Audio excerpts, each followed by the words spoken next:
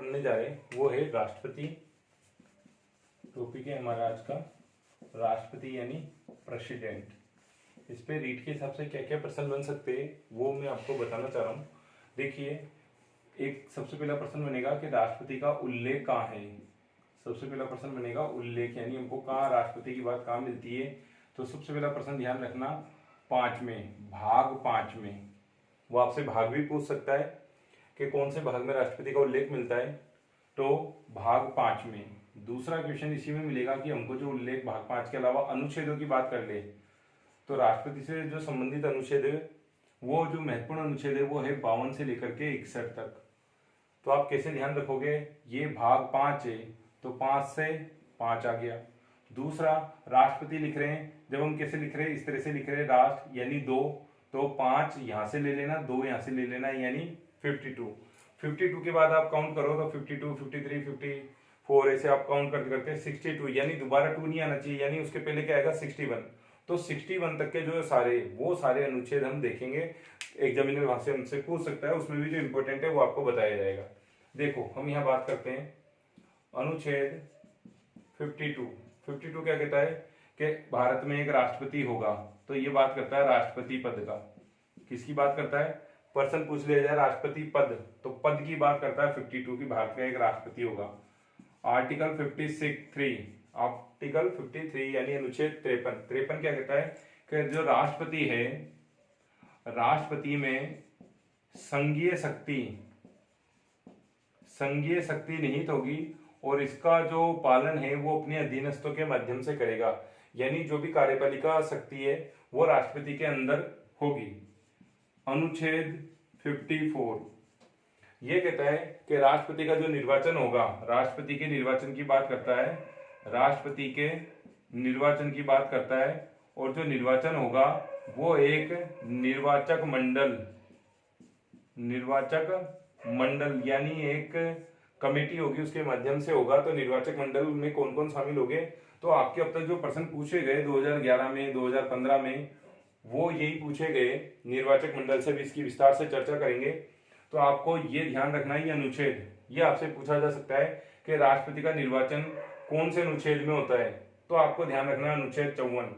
अगर पूछ ले अनुच्छेद 55 तो ये भी निर्वाचन से संबंधित है। इसके अंदर राष्ट्रपति के निर्वाचन की पद्धति यानी कौन सा मेथड अपनाया जाएगा चुनने के लिए राष्ट्रपति को, उसका उल्लेख है।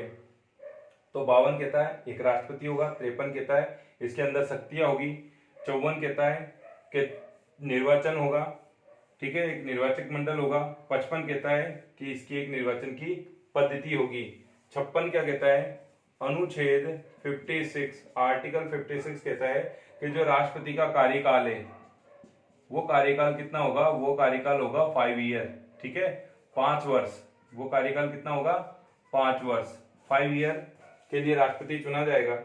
इसके बाद है 57 अनुच्छेद 57 क्या कहता है, 57 ये कहता है कि राष्ट्रपति का क्या हो सकता है, पुनर्निर्वाचन, यानी राष्ट्रपति को दोबारा भी चुना जा सकता है। और अमेरिका में राष्ट्रपति केवल 2 बार चुना जा सकता है, लेकिन भारत में ऐसी कोई सीमा नहीं है। अगर ऐसा कोई प्रश्न आ जाए स्टेटमेंट वाला कि निम्न में कौन सा रॉन्ग है राइट है, तो ध्यान रखना राष्ट्रपति कितनी बार भी चुना जा सकता है, इसका कोई उल्लेख नहीं है, असीमित बार चुना जा सकता है।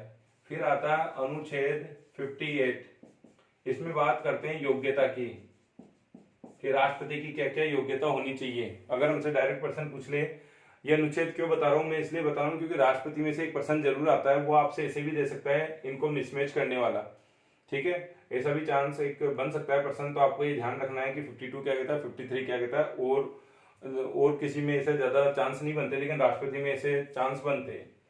58 कहता है योग्यताओं के बारे में, अनुच्छेद 59, ठीक है, अनुच्छेद 59 क्या कहता है, 59 ये कहता है कि राष्ट्रपति से संबंधित कुछ शर्तें होगी।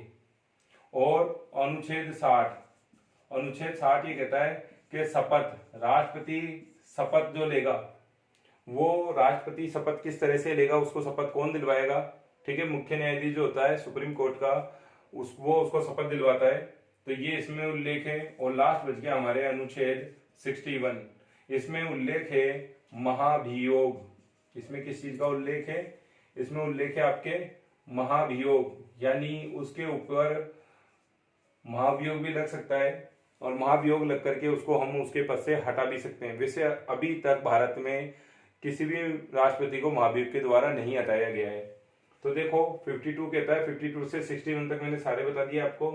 52 कहता है तो इसे ध्यान रखो, 2 ये राष्ट्रपति पद होगा एक।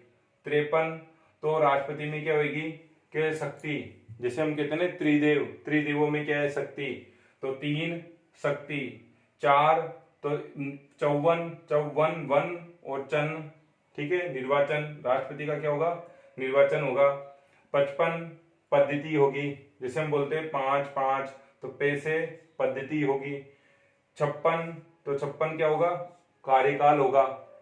फिर 57 तो 57 क्या होगा पुनर्निर्वाचन, कार्यकाल, कार्यकाल खत्म हो गया तो फिर दोबारा से क्या होगा कि पुनर्निर्वाचन करना पड़ेगा। पुनर्निर्वाचन क्यों किया, क्योंकि उसकी कुछ योग्यता है, योग्यता है तो हमने उसके साथ क्या जोड़ दी कि कुछ शर्तें जोड़ दी कि भैया पिछली बार ऐसा किया था तो क्या ऐसा मत करना, और फिर उसको उस चीज की शर्त के साथ क्या दिला दी, उसकी हमने शपथ भी दिला दी। और शपथ दिलाने के बाद भी अगर वो हमारी बात नहीं मानता है तो हम उस पर क्या लगा देंगे महाभियोग लगा देंगे। तो आप लगातार लिख लो 52, 3, 4, 5, 6 ऐसे, ठीक है 61 तक। फिर आप कर सकते हो कि एक राष्ट्रपति है, राष्ट्रपति में शक्ति है, ठीक है, शक्ति क्या करेगी कि उसका निर्वाचन किया जाएगा, निर्वाचन की कोई पद्धति होगी, पद्धति के बाद में आएगा कार्यकाल, कार्यकाल समाप्त हो जाएगा तो हम उसको दोबारा चुन लेंगे। दोबारा क्यों चुन लेंगे, क्योंकि कुछ उसकी योग्यता है, योग्यता के साथ हमने जोड़ दी शर्तें। तो पहले से शर्त आएगा, फिर उसके बाद में शपथ आएगा, शपथ के बाद में अगर नहीं मानता है तो फिर हम उस पर क्या लगा देंगे महाभियोग लगा देंगे। अब हम इसकी थोड़ी डिटेल में बात कर लेते हैं।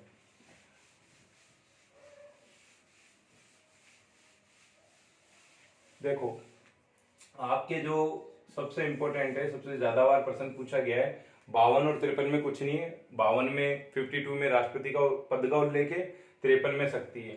54 में निर्वाचक मंडल, तो आप पे प्रश्न ये पूछा जाएगा, ये वेरी वेरी इंपॉर्टेंट है रीट के लिए, निर्वाचक मंडल होगा। ये निर्वाचक मंडल क्या करेगा, ये राष्ट्रपति का निर्वाचन करेगा। तो आपको ये ध्यान रखना है इस निर्वाचक मंडल में कौन कौन लोग शामिल होंगे। तो नंबर 1 लोकसभा के निर्वाचित सदस्य, ठीक है, तो लोकसभा के सदस्य। अब कौन से सदस्य है तो ध्यान रखना निर्वाचित, ये सारे निर्वाचित ही आते हैं इसमें, इसलिए मैं एक साथ ही लिख दूंगा। दूसरा हो जाएगा राज्यसभा के, दूसरा हो जाएगा राज्यसभा के सदस्य। तीसरा हो जाएगा आपके विधानसभा के, तीसरा कौन हो जाएगा विधानसभा के निर्वाचित सदस्य। और चौथा हो जाएगा दिल्ली और पुदुचेरी, दिल्ली वे पहले हम पांडिचेरी कहते थे, अब पुदुचेरी कहते हैं, पुदुचेरी, ठीक है। ये जो जोड़े गए हैं, पहले तो आप ये याद रखो कि ये जो सारे सदस्य ये कैसे है, ये सारे निर्वाचित सदस्य है, मनोनीत नहीं है, 2 तरह के सदस्य होते हैं, अभी समझ